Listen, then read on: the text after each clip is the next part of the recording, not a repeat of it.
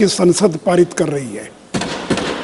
सभापति महोदय, आईपीसी को ब्रिटिश क्राउन के निर्देश पर थॉमस बेबिंगटन मैकॉले ने तैयार किया था और आज इस कानून को भारतीय न्याय संहिता को नरेंद्र मोदी जी के निर्देश पर अमित शाह की टीम ने तैयार करने का काम किया है।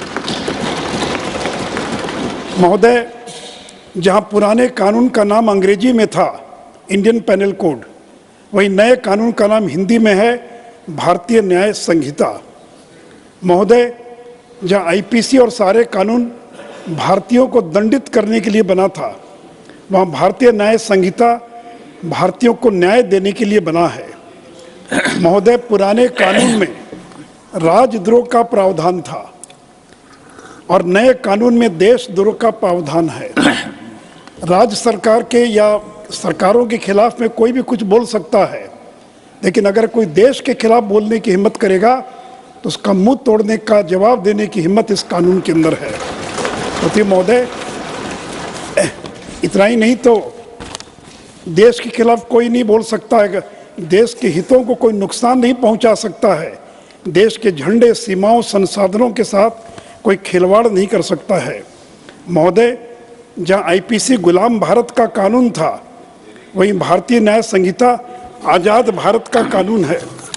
सती महोदय, लॉर्ड मैकाले ने क्रिमिनल लॉ जो शरीयत के अनुसार उस जमाने में चल रहा था, और सती महोदय, उस जमाने में शरीयत के अनुसार क्रिमिनल लॉ था, उसे समाप्त कर इंग्लिश लॉ इस देश में लागू करने का काम किया था।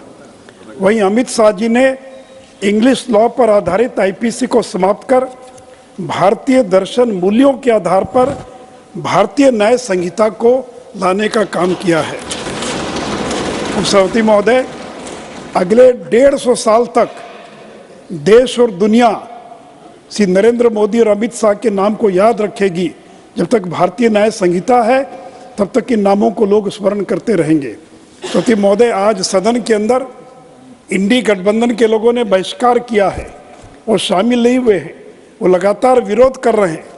तो मैं चुनौती देता हूं कि अगर इंडी गठबंधन में हिम्मत है तो वो घोषणा करे कि अगर गलती से उनकी सरकार बन गई तो वो भारतीय न्याय संहिता को रद्द कर आईपीसी को दोबारा इस देश के अंदर लागू करने का काम करेंगे।